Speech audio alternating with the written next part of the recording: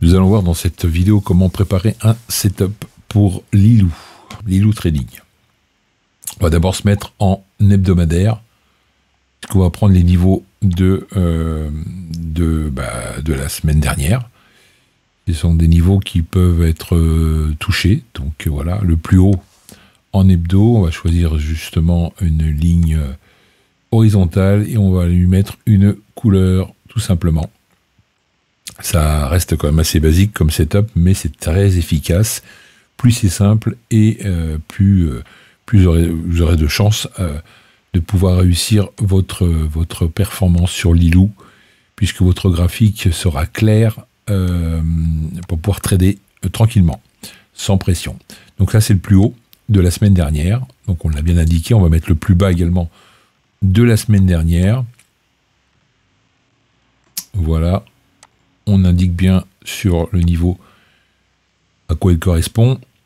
On va également lui indiquer la clôture. Donc là, on a fini la semaine dernière en hausse. Donc on va mettre la clôture hebdo, ce qui va nous permettre également d'avoir un autre niveau pour nos repères. Donc tout ça, ce sont vraiment des niveaux qui peuvent être touchés s'il y a des grosses corrections ou si jamais il y a des corrections un peu moins importantes, mais qui vont vous permettre d'avoir toujours vos repères. On va maintenant attaquer le daily. Donc on se met en daily, donc en journalier. On va faire exactement la même chose. On va prendre la bougie de la veille et non pas la petite bougie, donc c'est la bougie de la journée d'aujourd'hui. On va prendre celle d'hier, on va prendre le plus haut et le plus bas, et on va également tracer la clôture qui était en baisse. Comme ça, on aura également nos repères, à savoir les niveaux les plus importants qui ont été touchés, qui ont été travaillés hier. Vous voyez, c'est assez simple à mettre en place. N'importe qui peut comprendre ce tutoriel. Et voilà, votre graphique sera prêt. Et on va rajouter quelques indicateurs de volume aussi également dessus. Puis la VWAP, ça va nous permettre d'avoir une moyenne de prix des volumes pour avoir un indicateur visuel un petit peu plus précis pour entrer en position. Donc voilà, une fois que j'ai fait ça et que j'ai fini d'indiquer ce qu'il se doit sur ces niveaux, on va passer à quelque chose de beaucoup plus... même si c'est déjà visuel, on va passer sur quelque chose de beaucoup plus visuel, vous allez voir, puisque ce sont des indicateurs que vous connaissez déjà, même si les indicateurs étudient le passé, sont souvent en retard, on va quand même nous utiliser quelque chose de beaucoup plus efficace, puisque je vais additionner une moyenne mobile 200. Donc là, nous sommes en 30 minutes. Voilà, donc nous sommes 30 minutes, on voit bien le graphique, hein, on voit bien que les niveaux ont touché exactement le prix. Hein, vous voyez, les prix vont chercher les niveaux. Donc ça, c'est une première chose. Maintenant, on va mettre carrément les indicateurs. Alors, on va d'abord utiliser, comme je vous l'ai dit ici, la VWAP, qui est le prix moyen sur les volumes. On va rester par défaut. On va peut-être changer la couleur et également l'épaisseur, pour que ce soit un peu plus sympa visuellement. Voilà, j'applique, je fais OK. Voilà, nous avons le prix moyen ici des volumes. Une moyenne mobile 200.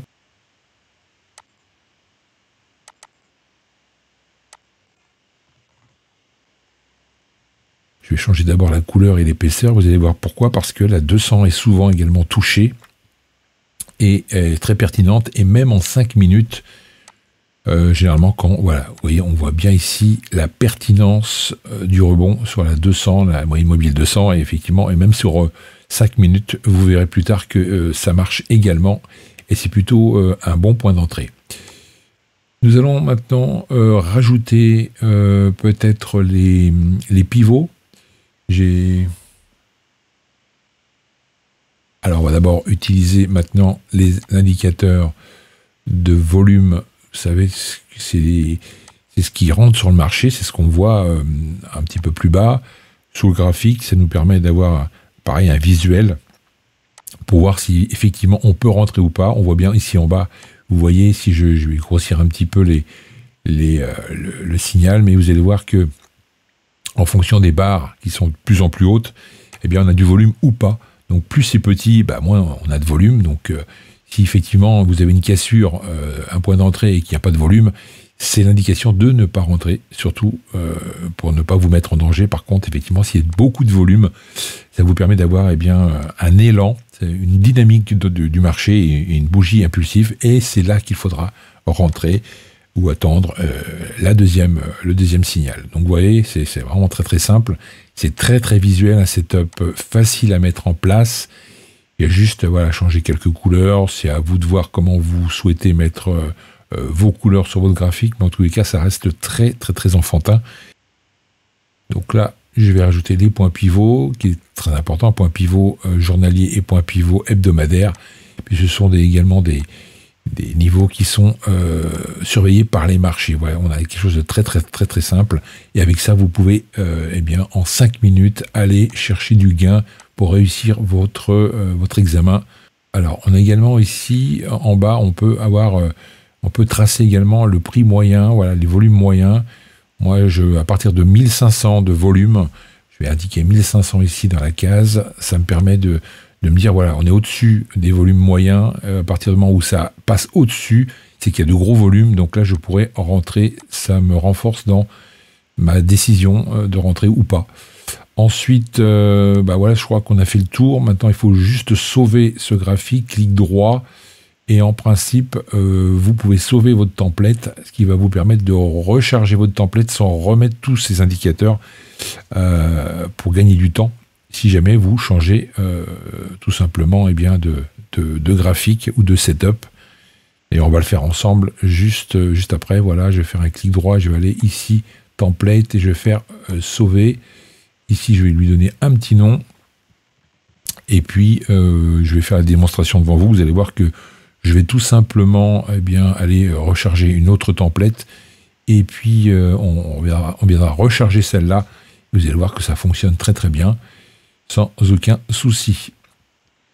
Voilà, je n'oublie pas de sauver. Voilà, maintenant je vais aller charger une autre template pour vous montrer qu'effectivement ça fonctionne pas mal. On va prendre n'importe laquelle. Là, c'est tous les trades que j'ai passés. Alors, on va recharger la template que nous avons fait ensemble. Elle est ici, voilà. Et là, c'est parfait. Vous voyez, ça se remet automatiquement. Pas besoin de remettre tout. Alors, il y aura juste les niveaux forcément journaliers à faire dans votre semaine pour les modifier le plus haut et le plus bas. Voilà, à bientôt.